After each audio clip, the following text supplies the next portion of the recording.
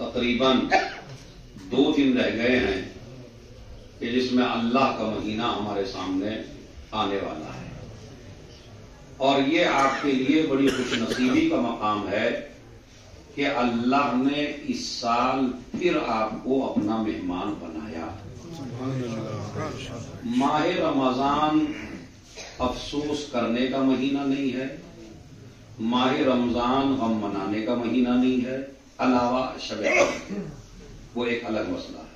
لیکن ہمارے ائمہ، جیسے میں نے کل بھی بیان کیا تھا، ہمارے ائمہ بہت زیادہ خوش ہوتے تھے رمضان المبارک کی آمد پر، اور جیسے جیسے رمضان المبارک گزرتا تھا اور ختم ہونا شروع ہوتا تھا تو ائمہ علیہم السلام رنجیدہ ہو جاتے تھے۔ تو اگر ہم بھی ائمہ کے پیرو ہیں اور ان کے شیعہ ہیں تو ہمیں بھی ایسا ہی ہونا چاہیے کہ ماہ مبارک سے گھبرانا نہیں ہے، ماہ مبارک کے آنے کی خوشی منانا ہے۔ اور خوشی کی وجہ میں آپ کو بتا دیتا ہوں، خوشی کی وجہ یہ ہے، آپ کو خوش اس لیے ہونا چاہیے، اس لیے کہ اللہ نے اس سال پھر آپ کو عبادت کی توفیق بخش دی۔ یہ ہر کسی کو سعادت نہیں ملتی۔ مجھے بتائیے، جو رمضان المبارک سے پہلے مر گئے تو وہ اس سعادت سے محروم ہو گئے، اسی طرح جو بیمار پڑ گئے وہ اس سعادت سے محروم ہو گئے، جو کسی مصیبت میں مبتلا ہو گئے یا کسی بیماری میں مبتلا ہو گئے وہ بھی سعادت سے محروم ہو گئے۔ تو اگر آپ صحت مند ہیں تو اللہ کا شکریہ ادا کریے کہ پروردگار تیرا لاکھ لاکھ شکریہ کہ تو نے مجھے اپنی عبادت کے لیے چن لیا۔ سبحان اللہ، یہ آپ کے لیے خوشی کا مقام ہے۔ ایران میں جب آپ جائیں گے، عربوں میں، تو جب لڑکا لڑکی بالغ ہو جاتے ہیں تو وہاں پہ ایک جشن رکھا جاتا ہے، یعنی باپ خود جشن رکھتا ہے کہ میری بیٹی بالغ ہو گئی، میرا بیٹا بالغ ہو گیا، باقاعدہ دعوت کی جاتی ہے، لوگوں کو بلایا جاتا ہے اور پھر وہاں کہا جاتا ہے کہ اللہ کا شکریہ۔ انڈین سماج میں یہ بات بڑی معیوب سمجھی جاتی ہے اور وہ انڈین لوگ نہیں بتا پاتے۔ پہلی بات تو یہ ہے، بیٹا نہیں بتا پاتا، بیٹی نہیں بتا پاتی، کیونکہ ہمارا ماحول دینی نہیں ہے، تو لہذا ہم بھی اس دن جشن نہیں مناتے بلکہ چھپا کے رکھتے ہیں کہ لڑکی بالغ ہو گئی یا لڑکا بالغ ہو گیا۔ حالانکہ یہ بڑی خوشی کی بات ہے، یہ واقعاً عید کا دن ہے، یہ واقعاً جشن منانے کا دن ہے جب آپ کا لڑکا بالغ ہو جائے۔ وہ کیوں جشن مناتے ہیں کہ اب تک اس کے اوپر اللہ کا فریضہ عائد نہیں تھا، اللہ سبحان اللہ، لیکن بالغ ہو گیا تو اللہ نے اسے عبادت کے لائق بنا دیا۔ سبحان اللہ، سبحان اللہ۔ اسی طرح میرے جوان بھائیوں اور میرے جوان دوستوں، یہ مجلس اعزا اسی لیے جناب زینب نے رکھی تھی کہ پورا دین میرے بھائی کے نام پہ ان لوگوں تک پہنچ جائے۔ اب رمضان المبارک چونکہ 2 دن کے بعد آ رہا ہے تو میں آپ کو رمضان المبارک ہی کے متعلق بتاؤں گا، یہی عقل بھی کہتی ہے اور یہی حالات بھی کہتے ہیں اور یہی اس مہینے کی عظمت بھی کہتی ہے۔ آپ صلوات اچھی سی بھیجیں تو میں آپ کو عظمت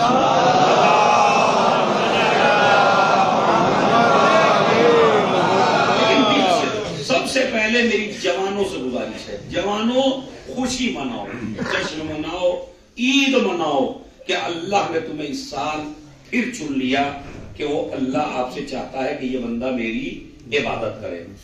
شعبان کا آخری جمعہ تھا، تقریر کرنے والا رسول اعظم تھے، مجمع صحابہ کرام کا تھا، جگہ مسجد نبوی تھی۔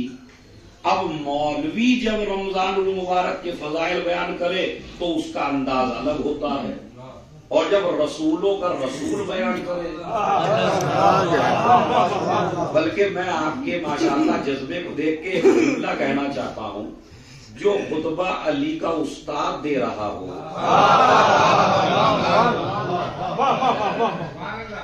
بھائی علی کا کوئی استاد نہیں ہے مگر رسول علی کے استاد، خود کا رسول نے مجھے ہزار باب تعلیم کیے۔ تو اب جہاں پہ تقریر کرنے والا رسول اعظم ہو اور وہ رسول جو پوری دنیا میں سب سے افضل ہو، جس کے مقابلے کا کوئی نبی بھی نہ ہو، کوئی رسول بھی نہ ہو، یہ بھی اللہ کی خلاقیت پہ ایک عظیم دلیل ہے۔ عزیزو، آپ جتنی بھی داد دیں گے، جب تک یہ میرا مفہوم سمجھ میں آئے گا، داد دیتے چلے جائیں گے، لطف اٹھاتے چلے جائیں گے۔ دنیا کا کوئی بھی انسان جب پہلی مرتبہ کوئی چیز بناتا ہے تو اس میں عیب رہ جاتا ہے، رہتا یا نہیں رہتا؟ مائک بنانے والے نے جب مائک بنایا تھا تو پہلا مائک جو سب سے پہلا بنا تھا اس میں کئی عیب تھے، پھر دوسرا بنایا تو عیب کم ہوا، پھر تیسرا بنایا تو اور عیب کم ہوا، پھر چوتھا بنایا، ترقی کرتے چلے گئے، ایک سے ایک مائک دنیا میں آتا چلا گیا۔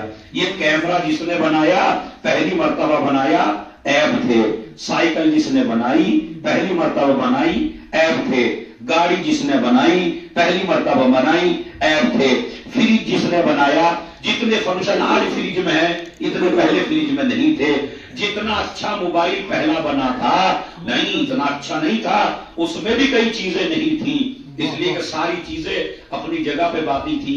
کیمرہ اپنی جگہ پہ تھا، ٹی وی اپنی جگہ پہ تھا، ریڈیو اپنی جگہ پہ تھا، موبائل اپنی جگہ پہ تھا، لیکن اب جو موبائل آیا کیمرہ کھا گیا، ریڈیو کھا گیا، ٹی وی کھا گیا، ٹارچ کھا گیا، گھڑی کھا گیا۔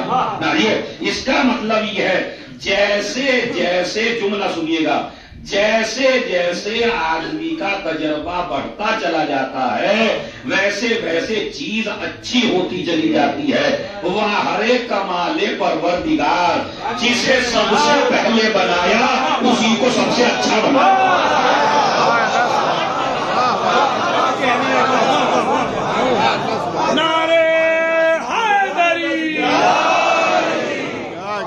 اللہ سبحان بے شک بے شک، دو مخلوق سب سے پہلے بنائی، سب سے اچھی بات، انا و علی من نور واحد، میں اور علی ایک ہی نور سے ہیں۔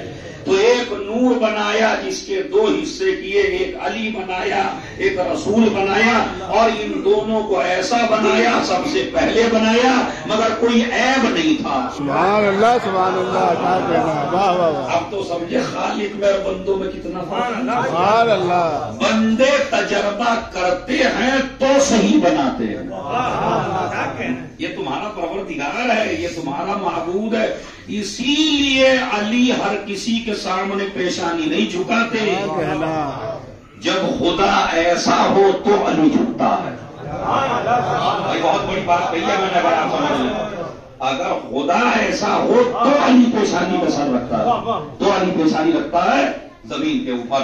تو ابھی تو یاد رکھیے، وہ رسول خطبہ دے رہا ہے مسجد نبوی میں اور مولا سامنے موجود ہیں، اور یہ خطبہ نقل بھی کر رہے ہیں میرے مولا کہ ہم بیٹھے ہوئے تھے تو نبی نے شعبان کے آخری جمعے میں رمضان المبارک کی عظمت کو ایسے بیان کیا۔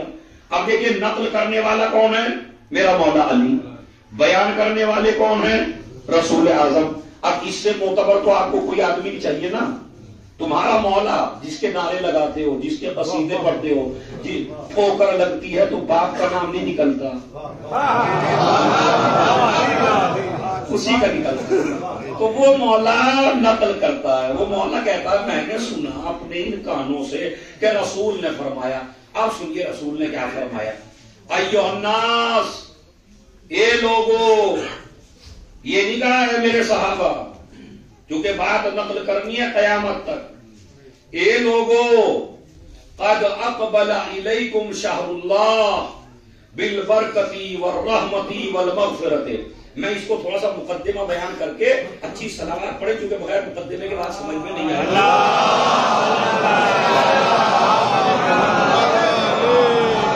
دیکھیے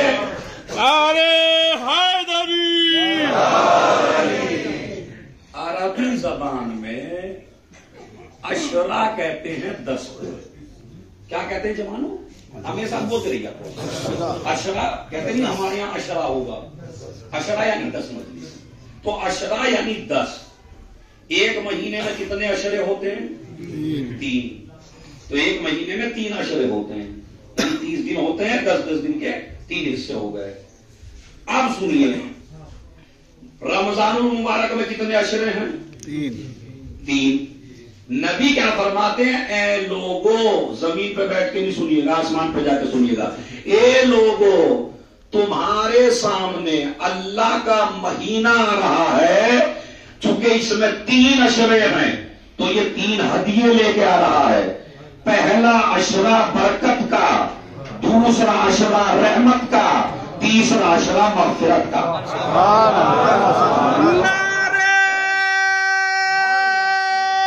تکبیر، اللہ اکبر،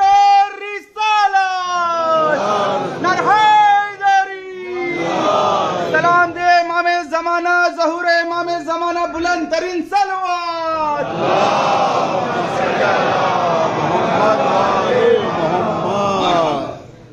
میں بھی دبئی میں اسی طرح پڑھتا ہوں جیسے آپ کے بیچ پڑھ رہا ہوں، اور آپ بھی ماشاءاللہ سماعتیں بڑی اچھی ہیں. اگر اس طرح سب سننے والے ہو جائیں تو ذاکر خود ٹھیک ہو جائیں گے. ہاں میں صحیح کہہ رہا ہوں. یہ تو جب آپ بالکل علمی بات پہ داد نہیں دیتے تو وہ ادھر ادھر کی لگانی شروع کرتے، تو آپ علمی ہی سن لیا کریں. تو ایھا الناس، اے لوگو، قد اقبل الیکم شہر اللہ، اللہ کا مہینہ. بھائی میں نے اگر لفظ کی تشریح نہیں کی، آپ نے بھی اسے تشنا چھوڑ دیا. اللہ کا مہینہ، تمہارے سامنے اللہ کا مہینہ. یہیں سے اندازہ لگا لیجئے کہ 11 مہینوں کو اللہ کا مہینہ نہیں کہا گیا. یہ اکیلا واحد مہینہ ہے جسے کہا گیا اللہ کا مہینہ. جب اللہ کا مہینہ ہے تو اب برکتیں کیا برکت لے کے آیا، رحمت لے کے آیا، مغفرت لے کے آیا. 10 دنوں میں برکتیں، 10 دنوں میں رحمتیں، 10 دنوں میں مغفرت. برکت کی میں آپ کو مثال دے دیتا ہوں. اگر میری بات غلط ہو تو مجھے ٹوک دینا، میں حق دیتا ہوں آپ کو، بالکل ٹوک دینا. 11 مہینوں میں آپ کھانا کھاتے ہیں اپنے دسترخوان پر، پیسہ آپ کا، سبحان اللہ، سبحان اللہ، آپ کا، دسترخوان آپ کا، کمائی آپ کی. آپ کائنات کی کوئی بھی چیز خرید کے لے آئیے، آپ کو کوئی روکنے والا نہیں ہے، کوئی ٹوکنے والا نہیں ہے. لیکن 11 مہینوں کے دسترخوان کا مقابلہ ذرا پرسوں کر کے دیکھنا افطار کے وقت. ایک دسترخوان وہ ہے جو افطار کے وقت بچتا ہے، ایک دسترخوان وہ ہے جو 11 مہینوں میں بچتا ہے. خدا کی قسم، جب آپ روزہ افطار کرنے کے لیے بیٹھتے ہیں تو آپ کے تو تصور میں بھی نہیں ہوتا اللہ تمہارے ہی دسترخوان پہ کیا کیا دے دیتا ہے. ارے ایمانداری سے بتائیے، کیا آپ اتنا 11 مہینوں میں کھاتے ہیں جتنا اس میں کھاتے ہیں؟ رات کا تو کھانا روز ہی کھاتے ہیں آپ، لیکن جو افطاری ہوتی ہے وہ کیسی ہوتی ہے؟ ہر پھل ہے، ہر چیز ہے. غریب کے دسترخوان پہ بھی ایسے نہ جانے کہاں سے آ گیا. سبحان اللہ، سبحان جس کی کوئی حیثیت نہیں تھی کھانے کی وہ بھی کھا بیٹھا. سمجھ کیوں؟ اس لیے کہ وہ تمہارے مہینے تھے، یہ ہمارا مہینہ ہے. یہ تو برکت کا خود بخود. یہ ایمانداری سے بتائیے برکت ہوتی ہے نہیں ہوتی ہے؟ کتنی برکتیں، کتنی نعمتیں حاصل ہو جاتی ہیں بندے کو رمضان مبارک میں. رحمتیں نازل ہوتی ہیں چاروں طرف. سوئے تو رحمت، جاگے تو رحمت، بولے تو رحمت، کام کیا تو رحمت، کہیں گئے تو رحمت. یعنی بندہ رحمت کے حصار میں ہے، بس ہر وقت رحمت کے حصار میں ہے. یہ بندہ چونکہ یہ ماہ مبارک کا احترام کر رہا ہے اور یہ روزے رکھ رہا، مگر یہ روزہ رکھنے والوں کے لیے ہے. سبحان اللہ، سبحان اللہ. ابھی بتاؤں گا میں، آج تو میں پورا تیار کروں گا بالکل رمضان، اس لیے کہ اگر میں تیار نہ کر سکوں تو میں مولا کا خطیب ہی نہیں ہوا ہے. تو میرے اوپر واجب ہے آپ کو سب بتانا. تو رحمت لے کے آتا ہے، برکت لے کے آتا ہے، مغفرت لے کے آتا ہے. اور اس کے بعد سنیے جو نبی نے فرمایا، وَهُوَ شَهْرٌ، یہ وہ مہینہ ہے. کون سا مہینہ؟ عند اللہ افضل الشہور، تمام مہینوں میں سب سے افضل ہے. اچھا یہ بتائیے، اگر پوری دنیا اس کے مقابلے میں کوئی مہینہ لانا چاہے تو آئے گا؟ نہیں آئے گا. نہیں، زور سے بولیے گا. نہیں آئے گا نا. کیوں نہیں آئے گا؟ مثلا آپ ربیع الاول کو بڑا بنانا چاہیں، آپ شعبان کو بڑا بنانا چاہیں، آپ محرم کو بڑا بنانا چاہیں، کسی بھی مہینے کو اس مہینے کے مقابلے میں لے کے آ سکتے ہیں آپ؟ کیوں؟ کہا اس لیے کہ یہ اللہ کا مہینہ ہے. تو اگر مہینہ بھی اللہ سے منسوب ہو جائے جب اس کے مقابلے پر کوئی نہیں آ سکتا، تو اگر خلیفہ اللہ سے منسوب ہو جائے تو اس کے مقابلے میں کوئی نہیں آ سکتا. اس لیے کہ جس کو اللہ نے جو جگہ جس کی رکھ دی اس کا کوئی ہٹانے والا پوری دنیا میں پیدا نہیں ہوا. ممکن نہیں ہے کہ آپ رمضان مبارک سے بہتر لا سکیں. کیوں؟ اس لیے کہ جسے اللہ نے بہتر بنایا ہو. اب مجھے لفظ کہنا ہی پڑے گا چونکہ کچھ لوگ چپ رہ گئے ہیں. کیا؟ جسے اللہ بہتر بنائے اس کے مقابلے پہ کوئی چیز آنے والی نہیں ہے. سبحان اللہ. میرے مولا سید سجاد نے دربار جزید میں کہا کیا کہنا. سبحان اللہ سبحان اللہ. واہ واہ واہ. اور میں نے بھی آپ کو 7ویں آسمان میں نہ پہنچایا تو میں نے خطیب نہیں مولا کا پتا کیا کہا تھا. میرے مولا وہ بیٹھا تھا تخت کے اوپر، امام بیٹھے تھے زمین کے اوپر. لوگ سمجھے جو تخت کے اوپر بیٹھا ہے وہ عزت دار ہے، جو زمین پہ بیٹھا ہے معاذ اللہ وہ بھی. مگر میرا مولا کیا کہتا؟ الہی ان رفعتنی فمن ذا الذی یضعنی وان وضعتنی فمن ذا الذی یرفعنی. 4تھے 5ویں آسمان پہ پہنچے گے. پتا میرا مولا کیا کہتا؟ آنکھوں میں آنکھیں ڈال کے، اے پروردگار جسے تو گرا دے اسے کوئی اٹھا نہ سکے. سبحان اللہ.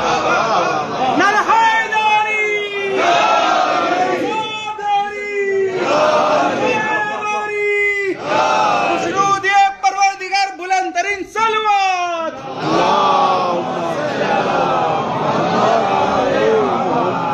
بھائی ذرا سب جڑ کے مجلس سنیے گا، وہ جو کھڑے ہیں وہ بھی. کیا یعنی جسے تو گرا دے، جسے تو بلند کر دے اسے کوئی نیچا نہیں کر سکتا. جسے تو نیچا کر دے اسے کوئی بلند نہیں. اور جملہ تو اب ہے جسے تو بلند کر دے اسے کوئی پست نہ کر سکے، جسے تو پست کر دے اسے کوئی بلند نہ کر سکے. اور چونکہ تو نے ہمیں بلند کیا ہے تو یہ تخت پہ بیٹھ کے بھی ذلیل ہے.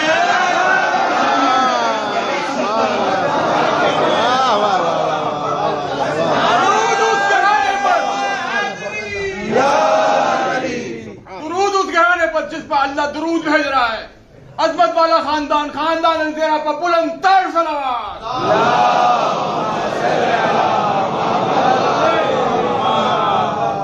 اس کا مطلب ہے آپ ذرا تمام مسلمانوں سے کہیے کہ آپ رمضان المبارک کے مقابلے میں کوئی مہینہ لا سکتے ہیں؟ کیوں نہیں لا سکتے؟ کہا جسے اللہ نے افضل کر دیا ہو اس کے مقابلے میں بندوں کا بنائی ہوئی کوئی چیز. بھائی میں نے اشارہ دے دیا آپ کو. اس کے بعد آئیے، لیالی ہے افضل اللیالی، اس کی راتیں تمام راتوں سے بہتر. سبحان اللہ سبحان اللہ. ایام ہو افضل الایام، اس کے دن تمام دنوں سے بہتر. وساعات ہو افضل الساعات، اس کی منٹیں اور سیکنڈیں تمام مہینوں کی منٹوں اور سیکنڈوں سے بہتر. یہ اللہ کا ہے نا بھائی، اللہ کا ہے تو نہ منٹوں کا مقابلہ، نہ سیکنڈ کا مقابلہ، نہ گھنٹوں کا مقابلہ، نہ دن کا مقابلہ، نہ رات کا مقابلہ. اور اب سنیے ذرا عظمت ماہ مبارک. پتا کیا کہتے ہیں؟ وَهُوَ شَهْرٌ دُعِيتُمْ فِيهِ إِلَىٰ ضِيَافَةِ اللَّهِ. یہ وہ مہینہ ہے، بڑا دل لگا کے سنیے، یہ وہ مہینہ ہے کہ جس میں ایک بندہ اللہ کا مہمان ہوتا ہے. ابھی میں تشریح کروں گا تو تب آپ سمجھیں گے. دیکھیے رمضان المبارک میں آپ کی اہمیت کتنی بڑی. پتا چلا دلی میں افطاری ہے اور مودی جی نے افطاری کی ہے. اللہ کیا پتا انہیں توفیق نہیں دے، اور ہوتی بھی ہے. مودی جی نے افطاری کی ہے اور اس میں رکھ دیا مثلا ان کا نام، ان کا نام، ان کا نام. تو اب ان سے نہ پوچھئے رمضان المبارک کی اتنی خوشی نہیں ہے.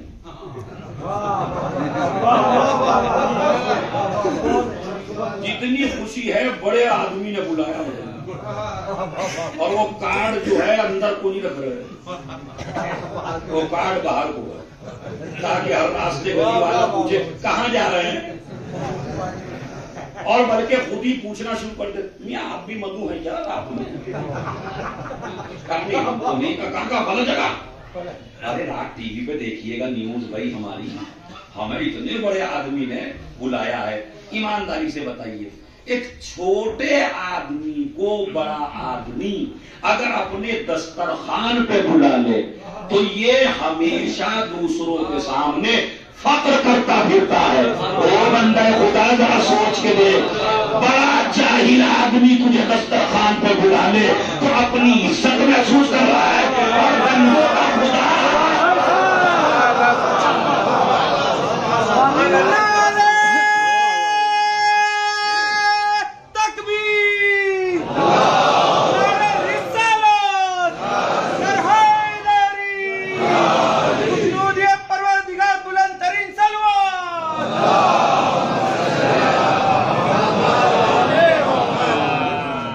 شرف ہے کوئی. یعنی تم اور ہم جمعے کے دن سے کسی بندے کے مہمان نہیں آئے. کس کے مہمان بنو گے؟ اللہ کے. مگر کب بنو گے؟ جب روزہ رکھو گے. بے شک بے شک. سحری افطاری کھانے سے نہیں, سحری افطاری کھانے سے نہیں. ایک میں کڑوی بات ان باپ کو اور ان ماؤں کو کہنا چاہتا ہوں اور بتائیے جا کے, وہ باپ اور ماں کہ جو 60 سال کے ہونے کے بعد خود روزہ نہیں چھوڑتے, لیکن جوان لڑکا ہے 25 سال کا اور وہ کہتا ہے اماں مجھے سحری میں اٹھائیے, تو ماں باپ دونوں مشورہ کر کے کہتے ہیں اسے نہ اٹھاؤ, اس لیے کہ یہ جاب پہ جائے گا, یہ کام کرنے کے لیے جائے گا, اس سے کیا پتہ برداشت نہ ہو, اسے نہ اٹھائیے. اسی طرح آپ کی بیگم, اور آپ تعریف کرتے ہیں اپنی بیگم کی ہر جگہ, میری بیگم روزہ نہیں چھوڑتی مگر مجھے رکھنے نہیں دیتی. ارے آپ کیا کریں گے رکھ کے؟ آپ تو جو ہے وہاں جاب کرنے جاتے ہیں, آپ کیا کریں گے رکھ کے؟ تو بھائی جاب اور روزہ کوئی ضد نہیں ہے, بلکہ کام کرنے والے کا اور اچھا کٹتا ہے. جو دن بھر بستر توڑے اس کا روزہ اچھا نہیں رہتا, کام والے کو پتہ بھی نہیں چلتا, کام میں مصروف رہتا ہے. مگر اجا بیگم کی تعریف کیا کرنے آپ, میری بیگم بڑی اچھی ہے, روزہ نہیں چھوڑتی, مجھے رکھنے نہیں دیتی. ہم کہیں کی آپ کی بیگم ہے یہ جو کہ آپ کو روزہ نہیں رکھنے دیتی؟ خود تو جنت میں جانا چاہتی ہے اس کا ٹکٹ کٹوا کے, اور تمہیں کٹوا دیا گرمی کا جنت. اسی طرح وہ ماں باپ جو خود بوڑھے ہو کے روزہ نہیں چھوڑتے مگر بچوں کو روزہ نہیں رکھنے دیتے, تو اگر ماں باپ کہیں شعبان کا روزہ نہ رکھو تو اسلام کہتا ہے جوان کو چاہیے روزہ چھوڑ دے. اگر ماں باپ کہیں نماز شب نہ پڑھو تو اسلام کہتا ہے جوان کو چاہیے نماز شب نہ پڑھے. لیکن اگر مغرب سے روکے آپ کی بات نہ مانیے, اگر رجب کے روزوں سے روکے تو رک جائیے, لیکن اگر رمضان المبارک کے روزوں سے روکے تو اب نہ ماں کی ماننا واجب ہے, نہ باپ کی ماننا واجب ہے, نہ بیوی کی ماننا واجب ہے. ارے اٹے کٹے جوان, جب تو 25 میں نہ رکھ سکا تو 50 میں کیا رکھے گا؟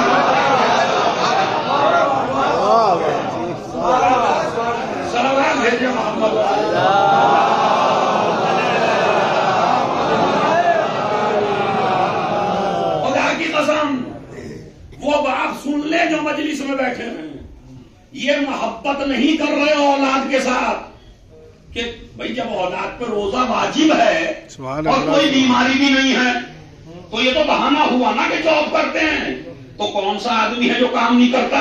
سبحان اللہ سبحان اللہ. یہ تو بتائیے خدا کی قسم یہ باپ نہیں ہے دشمن ہے اولاد کا, خود تو روزہ رکھ کے جنت میں جانا چاہتا ہے. جب حساب دیا جائے گا تو یہ جوان کیا کہے گا وہاں جا کے؟ میری بیوی نے رکھنے دیا تھا, میرے ماں باپ نے بھی رکھنے دیا تھا. میاں جوانوں خوش نصیب ہو آپ کہ صحت مند ہو. 40 سال کے بعد نہ جانے کیسی کیسی بیماریاں لگ جاتی ہیں, اللہ کی سعادت سے محروم ہو جاتا ہے آدمی. جب طاقت ہے, بدن میں طاقت ہے, قوت موجود ہے, تو نہ بیوی کے کہے سے چھوڑو نہ ماں باپ کے کہے سے چھوڑو. اب میں ایک جملہ کہتا ہوں, ایک باپ اور بیویوں خود جنت میں جانا کمال نہیں ہے جب تک اولاد کو جنت میں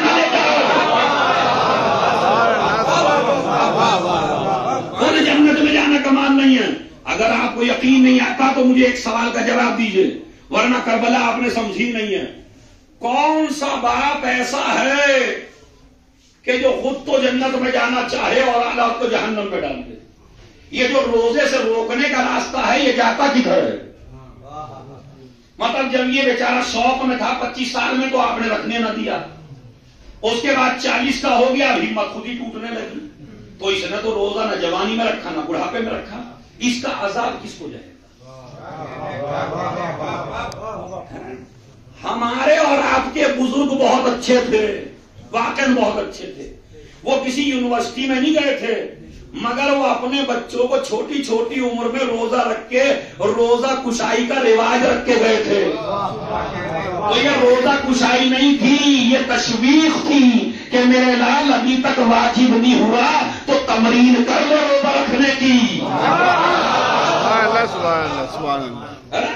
میں تو دیکھا اچھے لگتے ہیں، بالکل کوئی بیماری نہیں تھی، میں نے کہا روزے سے نہیں پیاس لگتی ہے، وہ تو لگے گی، اس میں کون سی بات ہے، مطلب سب کو ہی لگتی ہے، مطلب کس کو نہیں لگتی؟ کوئی ہے صحیح نہیں پوری مجلس میں جس کو روزے میں پیاس نہیں لگتی، اور وہ روزہ ہی کیا جس میں پیاس نہ لگے؟ سبحان اللہ سبحان اللہ۔ پیاس بھی لگے گی، بھوک بھی لگے گی، اسی میں تو امتحان ہے تمہارا۔ تو میری گزارش آج کی مجلس سے، آج کے پیغام سے یہ ہے، جوانوں تم کو تو بالکل پرمیشن نہیں ہے روزہ چھوڑنے کی۔ کس کس کو پرمیشن ہے؟ مسافر ہے وہ نہ رکھے، بیمار ہے وہ نہ رکھے، تو ان کو پرمیشن ہے۔ تو اگر آپ بیمار ہیں تو نہ رکھیے، لیکن گھر پہ ہیں، جاب کرنے جانا ہے تو آپ کو تو اور زیادہ ثواب دے گا اللہ، بلکہ فخر کے ساتھ کہتا ہے دیکھا میرے بندے کو، اپنا کام بھی کر رہا ہے، میری عبادت بھی کر رہا ہے۔ تو یہ مسئلہ بات سمجھ لیں، خود جنت میں نہ جائیے جب تک اولاد جنت میں نہ لے جا سکے۔ اب میں آپ کو کربلا سے، مولانا صاحب اس کو آپ اگر جمعے میں موقع ملے تو میری طرف سے آپ پھیلائیے اس بات کو، کیونکہ جو پیغام میں دینا چاہتا ہوں۔ کون سا باپ ایسا ہے جو یہ چاہتا ہو میرا بیٹا مجھ سے پہلے مرے؟ دنیا میں کوئی باپ ایسا دیکھا؟ میں دکھاتا ہوں آپ کو۔ سبحان اللہ سبحان اللہ۔ کربلا میں ہے، واہ واہ واہ، کربلا میں ایسا باپ ہے جو چاہتا ہے میرا بیٹا مجھ سے پہلے مرے، اور ہے وہ ہے حر۔ بے شک بے شک، سمجھ گیا؟ یہ بتائیے حر کا بیٹا پہلے شہید ہوا یا حر؟ پیچھے والوں تم بتاؤ، کہاں تک سنا آپ نے مسائل میں؟ حر کا بیٹا، عقل کیا کہتی ہے؟ حر کو پہلے جانا چاہیے یا بیٹے کو؟ بولیے ایسا مسئلہ نہیں، تھوڑا سا تاکہ آپ جڑ جائیں۔ یہ ایک کلاس ہے، مجلس رہتا ہے نہیں کلاس، کسے جانا چاہیے؟ گیا کیوں نہیں؟ بیٹے کو کیوں بھیجا؟ کربلا خالی رلانے کے لیے نہیں ہے، سبحان اللہ، کربلا سوئے زمین کو بیدار کرنے کے لیے، کربلا قیامت تک کے انسانوں کی اصلاح کے لیے، تربیت کے لیے۔ یہ حر نے جوان بیٹے کو کیوں بھیجا؟ بتاؤ کیوں بھیجا؟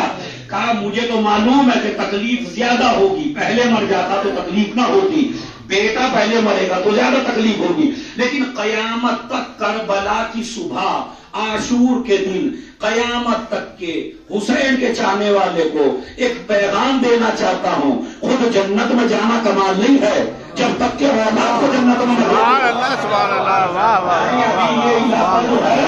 واہ، جب تک خود جنت میں جانا کمال نہیں ہے جب تک اولاد کو نہ بھیجو۔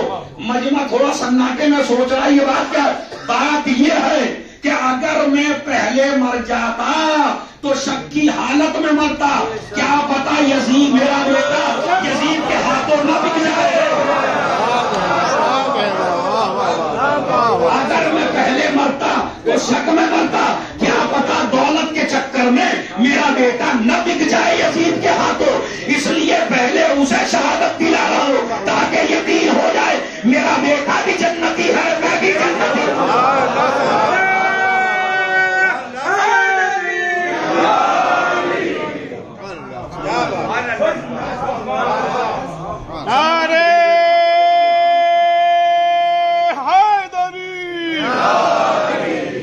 سبحان اللہ، بات سمجھ گیا؟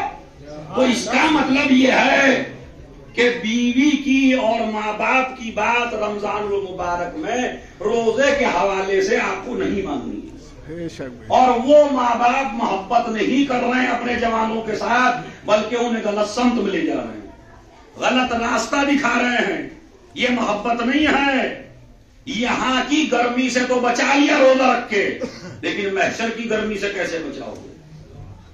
روایت میں موجود ہے اسی خطبے میں کہ جو پیاس روزے میں لگے گی وہ پیاس مقابلے میں ہے محشر کی پیاس کے، جو بھوک روزے میں لگے گی وہ بھوک مقابلے میں ہے محشر کی بھوک کے، جو گرمی روزے میں محسوس ہوگی وہ گرمی مقابلے میں ہے محشر کی گرمی کے. یعنی جس نے یہاں کی برداشت کر لی، سبحان اللہ، جس نے روزہ رکھ لیا، جب دنیا بھوکی ہوگی وہاں روزے دار کو بھوک نہیں لگے گی. جس کو یہاں پیاس محسوس ہوئی روزے میں، اسے محشر میں پیاس محسوس. بھائی اب بدلہ کہتا ہے اللہ، کہتا ہے یا تو یہاں پیاسے رہ لو میرے حکم سے، یا نہ رکھ کے وہاں پیاسا رہنا پڑے گا. تو بڑی سزا. خدا کی قسم اگر جان بوجھ کے جس آدمی پر روزہ واجب ہو اس نے روزہ چھوڑ دیا تو کفارہ مولانا بتائیں گے آپ. ایک کے بدلے 60 رکھیں گے. بات سمجھ رہے ہیں؟ تو مجھے انصاف سے بتائیے کیوں ایسا کرنا چاہتے ہیں؟ میں جوانوں میں چاہتا ہوں دیندار بنو بھائی، میرے مولا کے واقعی شیعہ بنو. ایسے نہیں کہ گردن جھما لی نعرے لگا کے تو سمجھ لیجیے بڑا مولا ہی. بے شک بے شک. گردن جھمانے سے مولا ہی نہیں بنتا، روزہ رکھنے سے مولا سبحان اللہ سبحان اللہ، واہ واہ. اور یہ عجیب سی بات ہو گئی ہے فکر. علی کے مذہب کو بالکل ایسا کر دیا جیسے پتہ نہیں کس کا مذہب ہے. میرے مولا کا مذہب ایسا ویسا مذہب نہیں ہے، بڑا پاکیزہ مذہب ہے. اس پاکیزہ مذہب کی توہین نہ کریے آپ. اگر ہیں آپ واقعاً علی والے، مجھے بتائیے میرے مولا نے کبھی روزہ چھوڑا ہو؟ ایک جگہ ایک دفعہ بتا دیجیے. میرا مولا پتا کیا کہتا ہے؟ تو اگر علی والے ہو تو کرو میرے مولا کی بات پر. میرا مولا کہتا ہے مجھے گرمی میں روزہ رکھنا بڑا پسند ہے. تمہارا مولا کہتا ہے جس کے نعرے لگاتے ہو تو گردن گھمانے سے تھوڑے ہی مولا ہی کرو گے. مانو علی کی بات. یہ کہنا میں کہوں گا اس لیے شیعہ ہوں مولا 1000 کا تبرک بانٹ کے جنت لینا چاہ رہا ہے. کیا کہنا، سبحان اللہ سبحان اللہ. او بھائی دولت کا روگ کسی اور جگہ ڈالنا، علی پہ دولت کا روگ نہیں. اس نے خود ہی دنیا کو طلاق دے دی ہو، اس پہ دولت کا روگ پڑنے والا نہیں ہے. جتنا بھی آل محمد کی شان میں کر سکو کرو، مگر اسے کر کے زیادہ نہ سمجھنا. سبحان اللہ. اگر 10 کروڑ بھی لگ جائے میرے مولا کی کسی بات پہ تو یہ نہ کہنا میں نے اتنا لگا دیا. کیا کہنا، اور تم نے لگایا اپنے باپ کا نہیں لگایا، انہی کا دیا ہوا لگایا. سبحان اللہ سبحان اللہ، واہ واہ واہ واہ. نعرے حیدری، فخر کر فخر نہ کر، شکر خدا کر کہ تجھے توفیق دی انہوں کہ تو یہ کام کر سکا. ورنہ دولت کی کوئی جگہ نہیں ہے. قدموں میں دولت ہے میرے مولا کے، اشاروں میں دولت ہے میرے مولا کے. بات سمجھنا، جس کو کہہ دیں وہی چیز سونے کی بن جائے. ایک نے پوچھ لیا مولا کہاں اگر ہم کہیں دیوار کو سونے کی ہو جائے، ابھی کائی کب ہو ہی گئی. میرے مولا نے کہا میں نے کہا نہیں تھا ہونے کو. تو اس پہ آپ دولت کرو آپ ڈالیں گے مذہب اسلام پہ. اسی مہینے کی 10 تاریخ کو میں بڑا زور دے رہا ہوں اس بات پہ، اور تم کو لوگوں کو جتنے لوگ بیٹھے ہو آج سے تمہیں قسم ہے بی بی فاطمہ کی. دیکھو میں نے قسم بھی دی دی آپ کو اور آپ اسے قبول بھی کریں گے. ایک چیز پہ بڑا ظلم ہو رہا ہے اور اس پہ مسلمان ظلم کر رہا ہے اور اس میں ہم بھی شریک ہیں. 10 تاریخ منسوب ہے جناب زہرا کی ماں جناب خدیجہ سے. بے شک بے شک. جناب خدیجہ جو بیوی کی ماں ہے. مجھے ایمانداری سے بتائیے آج جو مسجدیں بنی ہیں وہ کس کی وجہ سے؟ جناب خدیجہ. مسجدیں بنی خدیجہ کی وجہ سے، اذانیں ہوئی خدیجہ کی وجہ سے، مسلمانوں کے نکاح ہوئے خدیجہ کی وجہ سے، مسلمانوں کی نسل بڑھی خدیجہ کی وجہ سے، مسلمان کے فاقے ٹوٹے خدیجہ کی وجہ سے، مسلمان کو اسلام ملا خدیجہ کی وجہ سے۔ کائنات کی کون سی ایسی چیز ہے اما دنیا پر اسلام کا احسان ہے، اسلام پر خدیجہ ہے۔ میں ایک نصیحت کرتا ہوں آپ کو، جناب خدیجہ کا پیغام پوری دنیا میں عام کر دو۔ 10 تاریخ رمضان المبارک کی ایسی مناؤ کہ وہ خیانت کار مسلمان جو ساری بیویوں کو یاد رکھتا ہے شہر میں قصیدے پڑھے گا، افطار میں نعت پڑھے گا، قصیدے پڑھتا ہے، نعت پڑھتا ہے، ازواج پہ مر مٹنے کو تیار ہوتا ہے، مگر تذکرہ نہیں کرتا تو خدیجہ کا نہیں کرتا، اسی طرح سے نہیں کرتا، یہ دوسری چیزوں میں کرتا ہے۔ میاں ایسی مجلس کرنا، یہاں ابھی سے پوسٹر بینر نکال دینا اور لکھنا رسول کی سب سے چہیتی بیوی، جس پہ یہ لفظ جمتا ہے نا بس وہ خدیجہ ہے۔ اب اگر دیکھتا ہوں کون خاموش رہ جائے اپنی بیوی کی اس فضیلت کے اوپر، خدا کی قسم دنیا میں نبی کو جتنی بھی بیوی ملی وہ دنیا میں بیوی ہے، بس وہ دنیا میں بیوی ہیں، آخرت میں بیویاں نہیں ہیں، مگر وہ ہر ایک کمال کردار خدیجہ۔ نبی نے کہا خدیجہ تمہارے شرف کے لیے بس یہی کہہ دینا کافی ہے، تم یہاں بھی میری بیوی ہے۔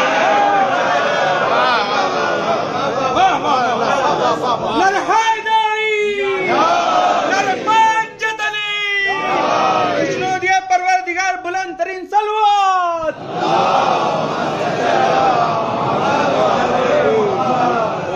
مسجد نبوی میں نماز پڑھ رہے ہیں، خدیجہ یاد نہیں ہے۔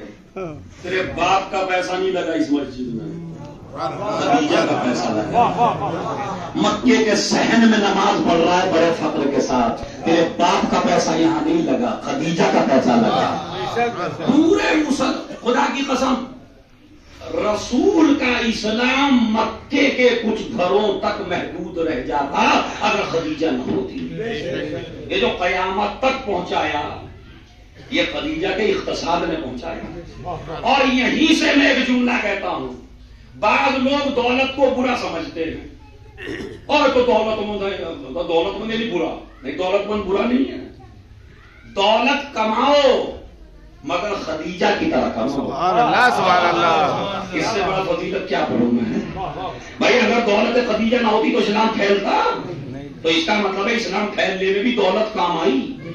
تو دولت بری چیز نہیں ہے، دولت بہت اچھی چیز ہے، مگر کمائی حلال کی ہو سبحان اللہ سبحان اللہ، واہ واہ واہ واہ واہ، تو اچھی ہے۔ سبحان تو میں اللہ۔ ابھی ایک جملہ یہ کہتے دولت نہیں، بھائی دولت اچھی چیز ہے، کوئی بری چیز نہیں ہے۔ کسی قرآن مجید کی آیت میں دکھاؤ جس میں لکھا ہو خمس لو، زکات لو، صدقہ لو، خیرات لو، مجھے دکھائیے کوئی آپ۔ دینے کا حکم، سبحان اللہ سبحان اللہ۔ اسلام کیا کہتا ہے؟ صدقہ دو، سبحان اللہ سبحان اللہ۔ خیرات دو، خمس دو، زکات دو۔ یہ دینے کے حکم کا مطلب ہے کہ ہم چاہتے ہیں ہر آدمی کا اقتصاد اتنا مضبوط ہو کہ دینے والا بنے، لینے والا۔ سبحان اللہ سبحان اللہ، واہ واہ۔ دولت کا تو دشمن نہیں ہے اسلام، کمائیے۔ تو میری گزارش آپ سے یہ ہاتھ جوڑ کے، میری بیوی بڑی مظلوم ہے جناب خدیجہ، اس کے تذکرے کو عام کر دو، جہاں جہاں کے بھی آپ مجلس میں بیٹھے ہو اپنی مسجدوں میں پہلے سے بینر لگا دو اور خدیجہ کا تذکرہ ہو، تاکہ مسلمان کو ہوش آئے کہ رسول کی چہیتی بیگم کون ہے۔ مسلمان بھولے بیٹھا ہے، 2 آدمی مسلمان کے حلق سے نہیں اترتے، ایک ابو طالب اور ایک خدیجہ۔ اب ان سے پوچھئے انہوں نے کیا کیا؟ بھائی آپ جو اتنی دشمنی نکال رہے ہیں انہوں نے کیا کیا؟ کچھ نہیں کیا، بس وہ علی کے باپ نہ ہوتے اور یہ زہرا کی ماں نہ ہوتی اور مسلمان کو یہی تو جنن ہے کہ ابو طالب علی جیسا بیٹا دے گئے اور خدیجہ زہرا جیسی بیٹی دے گئی. اب جن کا واقعی اسلام تھا، جملہ سنیے، پورے اثروں میں جملہ نہیں ملے گا اور اپنے نصیب پہ فخر کیجیے گا. یہ جملہ سن کے خدیجہ سے دشمنی کیوں ہے؟ پوری تاریخ ہے ایک جملے میں بھی پوری طاقت کے ساتھ پڑھوں گا تاکہ میری بیوی مجھے طاقت عنایت فرمائے. ان کے حق کا مسئلہ ہے بھائی. کیوں دشمنی ہے ابو طالب سے؟ کیوں دشمنی ہے جناب خدیجہ سے مسلمان کو؟ اگر واقعی اسلام والے ہوتے تو ان کا احترام ضرور کرتے جنہوں نے اسلام بچایا، مگر اسلام تھا ابو سفیان والا.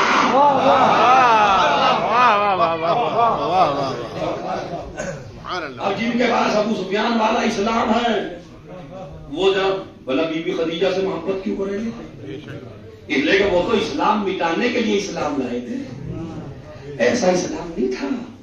خدا کی قسم خدیجہ کے اوپر میرا موضوع ہوتا تو میں اس کے اوپر پڑھتا، لیکن اس تاریخ کو نہ بھولیے.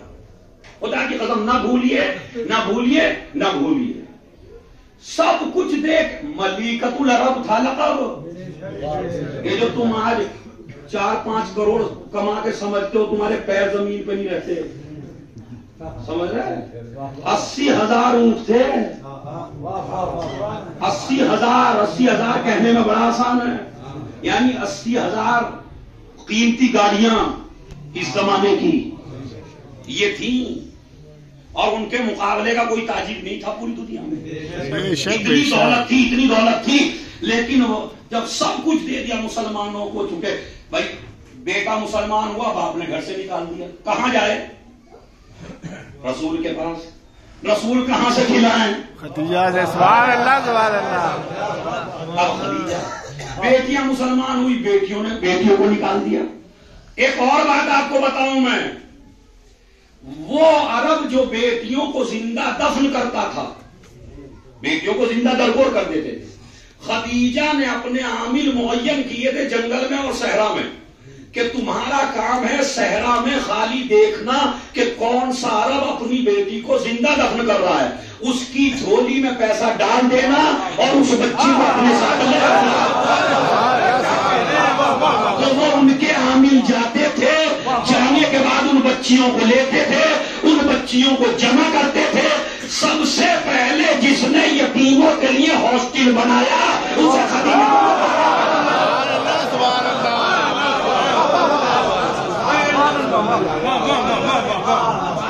سلامت بھیج دیں.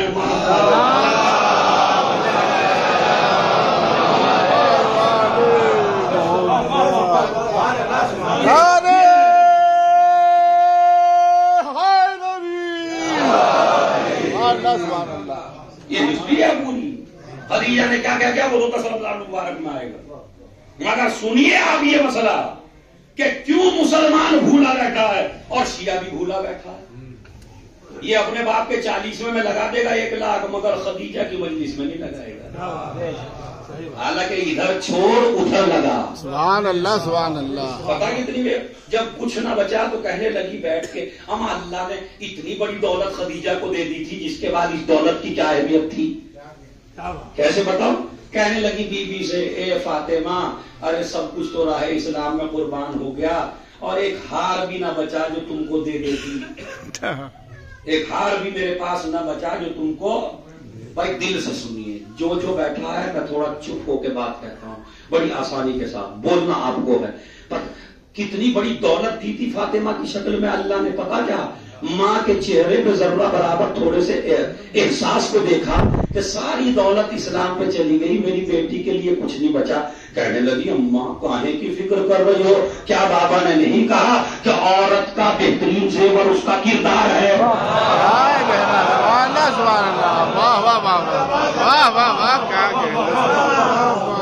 اور اصلی زیور تو اس کا کردار ہے، مجھے ہار کی ضرورت نہیں. تو ابھی تو یاد، میں چاہتا ہوں کہ اس کیا جگہ کا نام ہے، بڑا ہی پورا 10 جوان رئیس تیار ہوں جو بہت اونچے پیمانے پہ خدیجہ کا کام کریں. لیکن یہ دولت تمہاری نہیں ہے، یہ دولت خدیجہ کی ہے. ایسے جوان لڑکے تیار ہو جو کہ ہر سال ہم اپنی بیوی کے اوپر ہم کر کے تو دیکھیے بھائی، کر کے تو دیکھیے خدیجہ آپ کو کیا دیتی ہے. سبحان اللہ. کہتے ہیں جو آدمی فقیر ہو وہ خدیجہ کے صدقے سے دعا کرے اللہ امیر بنا دے گا. واہ واہ واہ. تو انشاءاللہ اتنا بس کہنا کافی ہے. تو لہذا یہ وہ مہینہ ہے کہ جس میں ایک بندہ اللہ کا مہمان ہوتا ہے. اب اپنی عظمت سنیے کیا ہے. انفاسکم فیہ تسبیحون، اس میں مہینے میں روزے دار کے لیے یہ حکم ہے. یہ جو سانس لیتا ہے نا روزے دار، سانس، انفاسکم فیہ تسبیحون، تمہارا سانس لینا ایک تسبیح کا ثواب ہے. سبحان اللہ سبحان اللہ. ضرور چاہیے ابھی کیا ہے روایت ذرا بولیے زور سے، کیا ہے؟ تمہارا سانس لینا ایک تسبیح کا ایک ثواب. تسبیح کا ثواب رکھتا ہے. یعنی جو آپ نماز کے بعد تسبیح پڑھتے ہیں نا، اور اس تسبیح کا کتنا ثواب ہے وہ تو پتہ ہی نہیں ہے. بے شک بے شک. ایک سانس میں ایک تسبیح. اچھا یہ خالی خطبہ ہمارے یہاں نہیں ہے، خالی میرے سنی بھائیوں کی جو ہمارے بڑے بھائی ہوتے ہیں ان کی کتابوں میں بھی یہ واقعہ اور یہ خطبہ موجود ہے. وہ اپنی کتابوں میں چیک کر لیں، اس میں یہ الفاظ بھی ہیں کہ انفاسکم فی تسبیح، اس میں تمہارا سانس لینا بھی تسبیح کا ثواب رکھتا ہے. کب سے کب تک؟ ادھر آپ نے روزے کی نیت کی نماز صبح سے پہلے، اور اب آپ نے سانس لیے، اور مغرب تک جب آپ نے روزہ افطار کیا تو یہ سانس کاؤنٹ ہوتے چلے گئے. ایک سانس میں ایک تسبیح، دو سانس میں دو تسبیح، تین سانس میں تین تسبیح. مغرب تک کتنے سانس بنے؟ سبحان اللہ سبحان اللہ. اچھا حساب لگا کے انہیں بتا دیجیے گا یا مجھے فون کر دیں.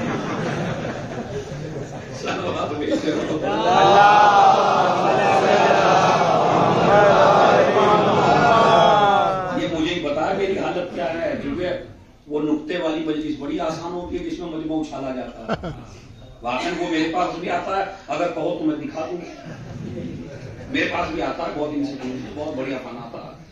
اس طرح کر دوں گا کہ کھڑے ہو کے سنیں گے آپ، لیکن سمجھ میں کچھ نہیں آئے گا. بتا دی دو گے اور جا کے کہو گے بہت بڑھیا ہوئی، اور بیوی پوچھے گی کیا سمجھ میں آیا تھا، وہ تو مجھے پتا نہیں. سلوات بھیجے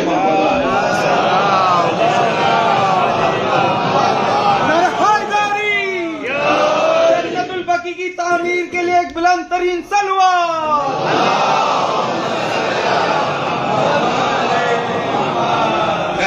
ایک صلوات اور بآواز بلند جناب خدیجہ الکبریٰ کے لیے.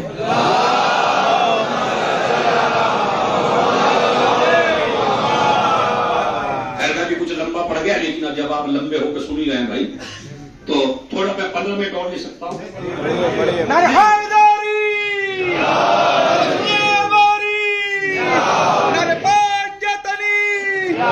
جملہ مرحومین کی مغفرت کے لیے بلند تر صلوات.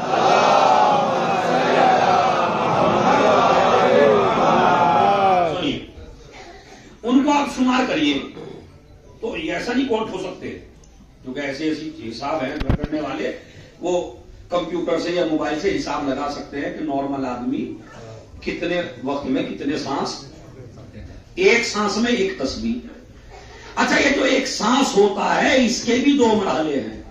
اب یہ سائنس ہے. یہ جو سانس ہوتا ہے اس کے بھی 2 مرحلے ہیں، اس کے بھی 2 حصے ہیں. یہیں سے آپ عظمت خدا سمجھیے. ایک ہے اندر کی ہوا کو باہر پھینکنا، ایک ہے باہر کی اچھی ہوا کو اندر لے جانا. ایک لمحے میں ہر آدمی کو اللہ 2 دفعہ زندگی دیتا ہے. اگر یہ باہر نہ آ سکے تو مر گیا، اگر یہ ہوا اندر نہ جا سکے تو مر گیا. اور جو ایک لمحے میں 2 دفعہ زندگی دیتے اسے خدا کہتے ہیں. تو اب لگائیے تسبیح کا ثواب. اچھا یہ روایت ہماری کتابوں میں بھی ہے، ہمارے تو 8ویں امام تک سلسلہ بالکل اس نے ان کے یہاں بھی موجود ہے. میں کہنے لگا مفتی صاحب سے میں تو نہیں مانتا اس کو. پہلے کیوں نہیں مانتے؟ ارے میں نے کہا بھائی مانتا یوں نہیں، تسبیح کا ثواب بہت زیادہ. یہ سانسل آدمی جو اتنے سانس لے، بلا اللہ میاں کیسے ثواب دے دے گا اسے؟ اور آپ تو ہر چیز پہ پہلے ہی اعتراض کرتے ہیں. یہ چیز آپ کی سمجھ میں کیسے آ رہی ہے کہ روزے دار سانس لے تو مغرب تک سانس لیتا رہے، ایک ایک سانس میں ایک ایک تسبیح؟ کہا نہیں جناب مسئلہ سانس کا نہیں ہے. میں نے کہا تو مسئلہ ہی سمجھاؤ، وہی بتاؤ مسئلہ کیا. کہا مسئلہ یہ ہے کہ اس آدمی نے اللہ سے وعدہ کیا ہے کہ میں 9 چیزوں سے بچ کے رہوں گا صبح سے لے کے شام تک، اور ان میں کھانا بھی ہے، اور بھائی 9 چیزیں جن سے بچتا ہے وہ کھانا اور پانی ہے مثلا. تو اب آپ بتائیے دوپہر کا وقت ہے، گرمی شدید ہے، فریج سامنے ہے، ٹھنڈا پانی ہے، دیکھنے والا کوئی نہیں ہے، پیاس تیز لگ رہی ہے، سبحان اللہ سبحان اللہ سبحان اللہ. جوانو ہوتا نہیں کبھی کبھی ٹھنڈا پانی، اکیلا آدمی. میں نے کہا تو پی لے، اکیلا بیٹھا ہے کون دیکھ رہا ہے؟ لوگوں سے کہہ دینا روزے سے ہوں، اس کو پتا کیا چل رہا ہے، مگر تو پی لے. کہا نہیں، اللہ سے میں نے وعدہ کیا ہے بھائی یہ جو طاقت ہے جو آپ کو اکیلے میں روک رہی ہے اسی کو ایمان کہتے ہیں. ورنہ نہ میں آپ کا ہاتھ پکڑ رہا ہوں، نہ یہ پکڑ رہا ہے، نہ یہ پکڑ رہا ہے، کوئی ہاتھ تھوڑی پکڑ رہا ہے. آپ کا کون پکڑنے کا ہاتھ بتائیے؟ اکیلے پینا چاہے تو پی سکتے ہیں مگر نہیں پیتے. اب چونکہ یہ آدمی، سنیے بھائی مسئلہ، چونکہ یہ آدمی صبح سے لے کے شام تک اللہ کی مرضی پہ چل رہا ہے، اور جو اللہ کی مرضی پہ چلے اس کا سانس لینا عبادت ہے. میں نے کہا تم نے بہت بڑا مسئلہ حل کر دیا آج ہمارا. جو صبح سے لے کے شام تک اللہ کی مرضی پہ چلے اس کا تو سانس لینا عبادت بن جائے، اور جس آدمی کی پوری زندگی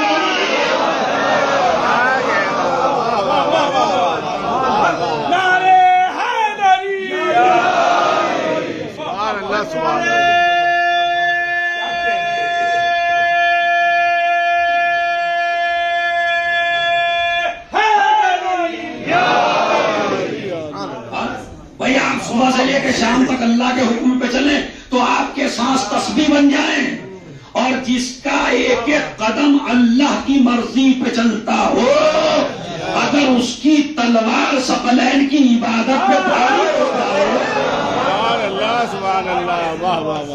اب میں آپ کو یہیں سے بتاتا ہوں، روزے دار کو سمجھیے، علی سمجھ میں آئیں گے کیسے. علی کی تلوار کا ایک وار ثقلین کی عبادت پہ بھاری ہے، تلوار نہیں، تلوار کا وار. وار کتنی دیر میں ہوتا ہے آپ بتائیے؟ وار جو ہوتا کتنی دیر میں ہوتا؟ کہا جتنی آدمی کی باڈی میں طاقت ہے کیا کہنا، اس طاقت کے اعتبار سے وار ہوتا ہے. تو جس کے ہاتھ میں جتنا دم، جتنی طاقت، اتنا ہی وار جلدی ہوگا. تو میں نے کہا اگر وار بھی اس کے ہاتھ کا ہو کہ جس کا ہاتھ بھی خدا کا ہو، اور تلوار بھی دنیاوی کارخانے کی نہ ہو، تلوار بھی وہاں سے آئی ہو، تو اس کے وار کو اب سانس لینے کی لیمٹ تو آپ بتا سکتے ہیں کتنی دیر میں لیتے ہیں، مگر علی کے وار کی کوئی لیمٹ نہیں. آپ کہیں گے کیسے؟ میں نے کہا ایسا ہی ہوا جنگ صفین میں جب میرا مولا نکلا نا رات میں جنگ کرنے کے لیے تو کچھ جوان تلواریں چھوڑ چھوڑ کے ٹیلے پہ کھڑے ہو گئے. معاویہ نے کہا ارے آؤ نا علی سے لڑو. کہا لڑیں گے نہیں، دیکھیں گے. مطلب کہا ارے ان سے نہیں لڑیں گے، ان کی تو دیکھیں گے لڑائی. کہا کیوں دیکھو گے؟ کہا ہم نے پوچھا دادی سے دادا کو کیا ہوا تھا؟ علی نے مارا. کہا ماموں کو؟ علی نے مارا. کہا چچا کو؟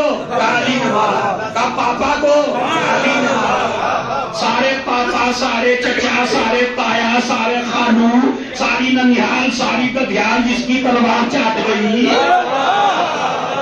ہم بھی تو دیکھیں ایسا کیا ہے اس کی تلوار میں کہ جس گھر میں دیکھو علی نے مارا، علی نے مارا، علی نے مارا. یہ بھی میرے مولا کے نام کا کمال ہے، دوستوں میں بھی علی علی ہے، دشمنوں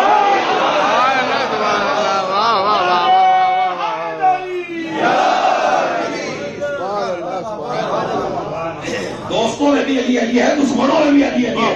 علی نے مارا، علی نے مارا، علی نے مارا. اس کو کس نے کہا علی نے مارا، فلاں کو کس نے کہا علی نے مارا. اب یہ ساری دشمنی میرے مولا سے تو ہو رہی ہے. علی نے مارا. آج تو ہم دیکھیں گے یہ کیسے تلوار چلاتی نا.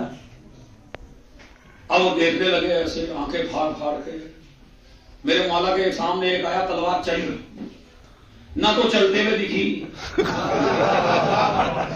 اور نہ رکتے ہوئے دکھی، اور چلی اتنی تیز یہ کہنے لگا میں یار ان کی تعریف کر رہی تھی ہماری دادی کہ یوں علی تلوار چلاتے تھے. یہ تو ایک آدمی تو ان سے مرا نہیں، وہ تو شکریہ ادا کیا انہوں نے گھوڑے کا. اب جو گھوڑا تھوڑا سا ہلا تو پتا چلا آدھے ادھر پڑے ہیں اور آدھے ادھر پڑے ہیں. اب آپ کو میں نے پورے مجمع کو مولائی بنا لیا ہے. آپ ذرا مولائی بن کے جملہ سنیے. جس کے لمحوں کا وار ثقلین کی عبادت مقابلہ نہ کر سکے اس کے سجدوں کا مقابلہ.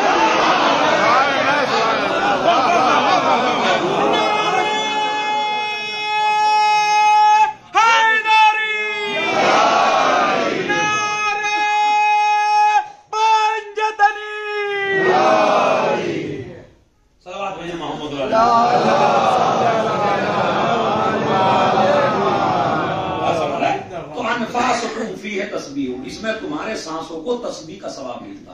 بے شک اور بڑی بات آ گئی بھائی، نومکم فی عبادہ، اس میں تمہارا سونا بھی عبادت ہے. سبحان اللہ سبحان اللہ. تمہارا سونا وہ والا سونا نہیں جو گھر پہ، تمہارا خراٹے لینا اب سمجھ میں آئے گی. تمہارا سونا بھی عبادت ہے. میں اس پہ بھی اڑ گیا. ارے میں نے کہا یار یہ سونا وونا کہاں سے عبادت ہو گیا؟ کہانی روزے دار کا سونا عبادت ہے جی. میں نے کہا تو کم سے کم رمضان میں تو نہ پڑھا کرو الصلاۃ خیر من النوم، نماز سونے سے بہتر ہے. ابھی تو کہہ رہے کہ سونا عبادت ہے، ابھی کہہ رہے نماز سونے سے بہتر ہے. سبحان اللہ سبحان اللہ. میرا نبی کہہ ہی نہیں سکتا. سبحان اللہ سبحان اللہ. ہمیں جب نبی نے خود ہی کہہ دیا سونا بھی عبادت ہے. سبحان اللہ. اسی لیے جو مستقل جاگا کرتا تھا اسے ایک دن حکم ہوا سو جاؤ. سبحان اللہ. واہ واہ واہ. جاگنے پہ نہیں دیں گے، سونے پہ.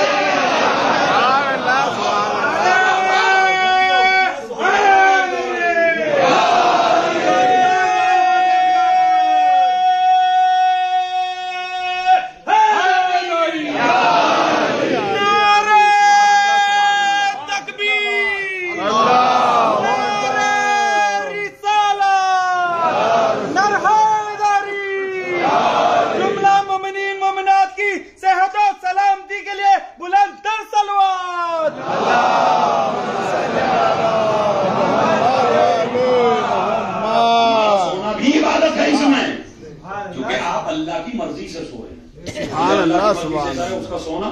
تمہاری دعائیں مستجاب ہیں، تمہارا عمل مقبول ہے اس ماہ مبارک میں. اور اس کے بعد ایک عمل بتا دیتا ہوں میں، چھوٹا سا عمل ہے اور میں نہیں بتا رہا ہوں.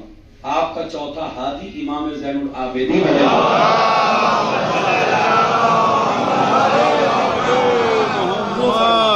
وہ فرماتے ہیں جو انسان، دلوں پہ لکھ لیجیے، جو انسان سحر کے بعد، یعنی جو سحر کھائی اس کے بعد، جو انسان سحر کے وقت اور افطار کے وقت، میری گزارش ہے اپنے جوان بھائیوں سے کہ افطار کے وقت کھانے پہ ٹوٹیے نہیں، وہ تو بہت ہے ٹوٹنے والے بھائی، آپ نہ ٹوٹا کریں. اس لیے کہ اللہ اپنے فرشتوں سے کہتا ہے اب اس میرے مہمان کی مہمانی کا آخری وقت ہے، کیونکہ پھر تو روزہ ختم ہونے والا ہے نا. تو اینڈ کہاں پہ ہوتا ہے؟ جب افطار کا وقت ہوتا ہے. اللہ کہتا ہے جو اس وقت یہ کہے وہ لکھ لے. میں اس وقت کی دعا اس کی کبھی بھی رد نہیں. تو اسی لیے آپ سے کہتا ہوں روزہ بعد میں افطار کرنا، خدا سے مانگ پہلے لینا. کیوں؟ اس لیے کہ اگر آپ شروع ہی میں کچھ مانگ لیں تو کریم تو دے دیتا ہے، لیکن اگر آپ کسی کے مہمان ہو اور آپ کے چلنے کا ٹائم ہو تو میزبان کو بہت زیادہ محبت ہوتی ہے اپنے مہمان سے جب اسے الوداع کرتا ہے، اور آخری وقت میں آپ کوئی چیز مانگ لیجئے اپنے میزبان سے، وہ فوراً اٹھا کے دے دیتا ہے، دیتا نہیں دیتا. اسی طرح اللہ کہتا ہے یہ میرا مہمان تھا صبح سے لے کے اب تک، اب جو بھی مانگے. اسی لیے ہے دعا کیا کرو، روزہ کھولنے سے پہلے دعا کیا کرو. اللہ تمہاری دعا کو سب سے زیادہ اللہ سنتا ہے روزے دار کی دعا جب وہ افطار کا وقت ہوتا. اسی لیے اللہم لک صمت وعلی رزقک افطرت وعلیک توکلت یہ ہے. اور امام نے فرمایا، چوتھے امام نے انا انزلنا، یعنی روزہ شروع کر تو بھی انا انزلنا سے، اور روزہ ختم کر تو بھی انا انزلنا. انا انزلنا تو ماشاءاللہ سب کی یاد ہی ہے. تو انا انزلنا پڑھے، کیا ثواب ہے اس کا؟ خالی اس کا کیا ثواب ہے؟ خالی انا انزلنا. امام فرماتے ہیں رسول میدان جنگ میں ہوں اور آپ رسول کی مدد کرنے کے لیے جنگ کریں، اور آپ میدان جنگ میں شہید ہو جائیں اور آپ کا بدن خون میں لت پت ہو، تو جتنا رسول اور امام کو بچانے والے کا بدن خون میں لت پت ہو، جتنا ثواب اس شہید کو ہے اتنا ہی ثواب انا انزلنا پڑھنے والے کو ہے جو روزے کے وقت پڑھے اور افطار کے وقت. بتائیے کون سا عمل میں نے ایسا بتا دیا جو آپ نہ کر سکیں؟ تو سحر میں بھی انا انزلنا پڑھیے اور افطار میں بھی، اور ایک سورہ فاتحہ رات میں پڑھ کے سوئیے اپنے مرحومین کے لیے. کیوں؟ ایک سورہ فاتحہ کا ثواب 11 مہینوں میں الگ ہے، رمضان المبارک میں الگ ہے. آپ کہیں گے میں بتاتا ہوں، من تلا فیہ آیۃ من القرآن کان لہ مثل اجر من ختم القرآن فی غیرہ من الشہور. نبی نے اسی خطبے میں اینڈ میں فرمایا کہ جو انسان رمضان المبارک میں ایک آیت پڑھے اللہ اسے ایک آیت کے بدلے میں ایک قرآن کا ثواب دے گا. کتنی بھائی؟ ایک آیت کے مقابلے میں ایک قرآن. 11 مہینوں میں ایک آیت پڑھے گا ثواب ایک آیت کا ملے گا، ایک قرآن پڑھے گا ایک قرآن کا ملے گا. لیکن رمضان المبارک میں قرآن ایک پڑھے گا 6666 قرآن کا ثواب ہے. ایک آیت پر بولی زور سے، بس 25 سال ہے 2 منٹ کا مسائل ہے. ایک آیت پر کتنا ثواب ہے؟ ایک قرآن کا. اب میں سورہ فاتحہ کو جڑوا دیتا ہوں. سورہ حمد میں 7 آیتیں، سورہ قل هو اللہ میں 4 آیتیں، 3 دفعہ سورہ قل هو اللہ پڑھا جاتا ہے. 12 اور 7 19. اگر آپ اپنے مرحومین کے لیے جمعرات سے، یعنی جو پہلی چاند رات آئے گی اپنی، اگر رمضان المبارک میں اگر مرحوم کے لیے ایک سورہ فاتحہ پڑھ دو نا آپ، تو 19 قرآن کا ثواب ہے. 19 قرآن کا. حالانکہ اگر 11 مہینوں میں پڑھو گے تو ثواب الگ ہے، 2 قرآن کا ہے، لیکن اس میں ہے 19 قرآن کا. کیوں ہے؟ اس لیے کہ ہر چیز کا موسم ہوتا ہے، قرآن کا موسم ہے رمضان.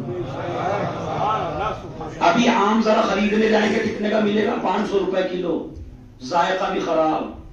ابھی 4 مہینے کے بعد خریدنے جانا 20 روپے کلو، ذائقہ بڑا بہترین، پیسہ کم دیا، آم اچھا ملا. کیوں؟ پہلے گئے تھے بغیر موسم کے، اب آئے ہو موسم میں لینے. 11 مہینوں میں قرآن پڑھو گے جتنا پڑھو گے اتنا ملے گا. رمضان المبارک میں قرآن پڑھو گے